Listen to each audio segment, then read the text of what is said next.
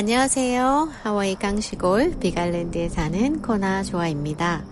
제가 사는 하와이는 물가가 비쌉니다. 아니, 너무 비쌉니다.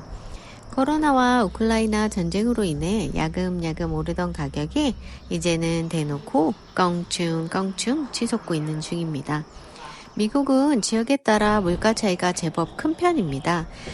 대도시들이 밀집되어 있는 해안가 지역은 전반적으로 물가가 높은 편에 속하고 대부분 농지로 이루어진 중부 지역의 경우 상대적으로 저렴한 편에 속합니다. 미국에서 생활비를 주택, 공공요금, 식료품, 교통, 의료, 기타 상품 또는 서비스 등 6개 범주를 기준으로 종합 점수를 산출하고 종합 점수가 100이면 전국 평균이고 100보다 높으면 평균 이상이라 발표한 자료가 있었습니다. 이 점수를 기준으로 생활비가 가장 비싼 도시는 222점을 받은 뉴욕 맨하탄이었고 그 다음이 179점의 호놀룰루, 3위는 169.9로 샌프란시스코로 나타났습니다. 우스갯소리로 하와이의 장점 중 하나가 하와이에 왔다가 돌아가면 누구나 자기 동네 물가에 만족하게 된다고 할 정도로 하와이 물가는 가히 살인적이라 할 수 있습니다. 저는 2006년도에 하와이 호놀룰루로 와서 대부분 거기서 살았습니다.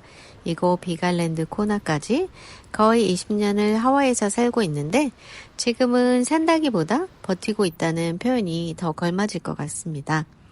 그럼 오늘은 제가 살면서 느낀 하와이의 단점이기도 하고 불편하고 부족하다고 느낀 것들에 대해 이야기해 보겠습니다. 하와이는 외국인도 부동산 소유가 가능하기 때문에 누구나 땅이나 집을 구입할 수 있고 섬이라는 면적의 제한성으로 부동산 가격이 상승할 수밖에 없습니다. 미국의 대표적인 부촌인 베버리힐즈에 버금갈 정도로 세계 부호들이 소유한 별장이나 세컨하우스가 대부분 하와이에 있고 우리나라 재벌들이나 연예인들이 소유한 부동산도 꽤 됩니다. 하와이 전체 가구의 6.41%가 백만장자로 미국 전체의 부자들이 가장 많이 사는 주이기도 합니다. 하와이 생활비의 가장 높은 비중을 차지하는 주거비는 지난 50년 동안 꾸준히 치솟고 있다고 합니다. 하와이 주민들은 거의 모든 것에 대해 많은 돈을 지불해야 합니다. 태평양 중간에 위치한 하와이는 대부분의 생필품이 배로 본토에서 오고 원자재를 수입에 의존하기 때문에 높은 운송비는 그대로 가격에 반영이 되어 제품의 가격을 상승시키게 됩니다. 식료품만으로는 미국 내 다른 지역보다 55%가 더 비싸고 공공요금은 전국 평균보다 71%가 더 비쌉니다.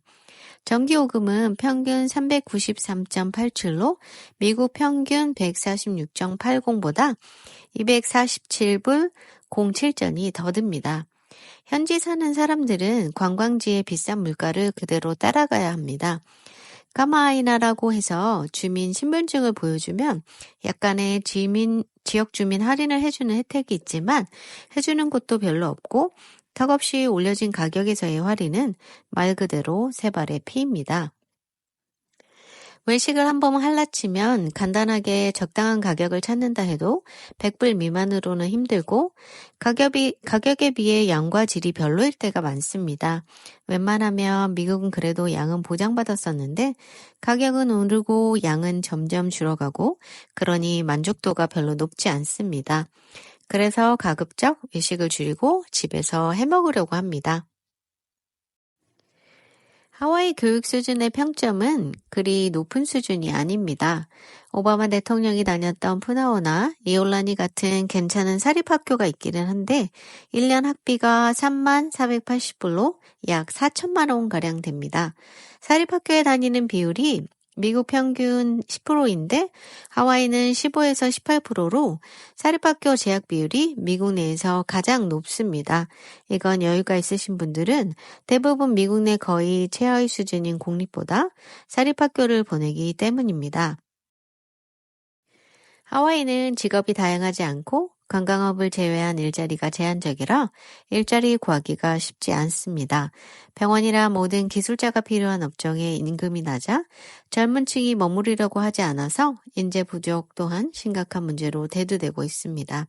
하와이 일반 사무원 평균 임금은 년 38,472불이고 의사는 평균 21만 48불, 그래서 전체 평균 임금은 7만 2천불이지만 하와이에서 평안하고 행복한 삶을 누리기 위한 임금은 19만 5,300불로 약 2억 6천만 원가량이랍니다.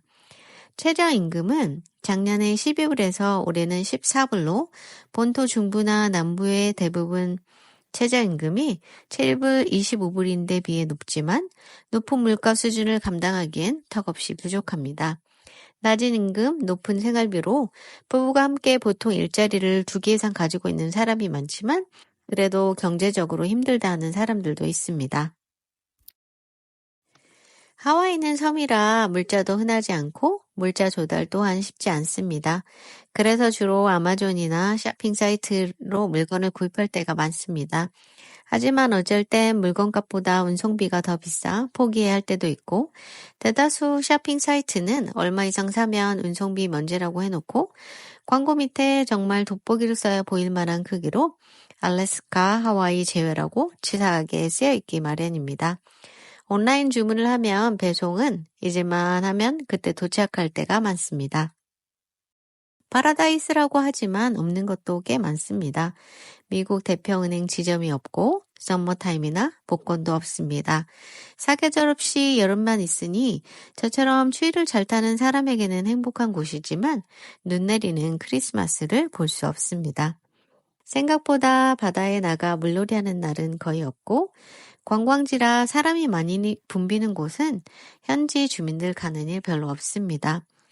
회사, 집, 마트가 거의 대부분 생활 패턴이고 높은 물가를 감당하기 위해 더 열심히, 더 많이 일해야 하는 게 현지 파라다이스의 현실입니다. 야, 정말 열심히들 산다 진짜. 현지에서 살아내야 하는 주민들은 인터넷에서 사람들이 찍어 올리는 근사한 맛집 대신 그럭저럭 적당한 값에 외식할 곳을 찾고 낮은 세일즈 택스로 할 수 있는 명품 쇼핑 대신 저렴한 먹거리 장을 보러 돌아다닙니다. 저희 호텔 직원들도 자주 먹고 비치나 거리에서 한국 컵라면을 먹는 사람들이 종종 보이는데 이게 한류 열풍 탓인 줄 알았는데 그게 아니고 물가 높은 하와이에서 싸게 끼니를 해결하기 위한 적절한 대안이었습니다. 코스코를 비롯해 하와이의 거의 모든 마트에서 쉽게 한국 컵라면을 찾아볼 수 있고 또 잘 팔리기도 합니다. 그럼 거기서 왜 사냐? 도대체 어떻게 사냐고 하실 수 있습니다. 하지만 이곳 역시 그저 사람이 살아가는 곳입니다. 살인적인 물가 부인하기 어렵지만 그만큼 살기 좋은 것이라는 것도 사실입니다. 하와이 물가 비싸다 하지만 그렇다고 예산에 맞춰 사는 게 불가능하다는 의미는 아닙니다. 저렴한 주택이 부족하긴 하지만 없는 건 아니고 물건은 마트마다 가격이 다르니 번거롭지만 비교해서 싼 데에 찾으면 됩니다. 음식 가격이야 어디서 먹느냐에 따라 다르고 집에서 해먹는다면 식비를 대폭 절감할 수 있으니 뭘 어떻게 먹느냐에 달린 겁니다. 약간의 신중한 계획을 통해 비용을 절약하고 하와이가 제공하는 모든 것을 즐길 방법을 찾는 것은 다음 영상에 계속됩니다.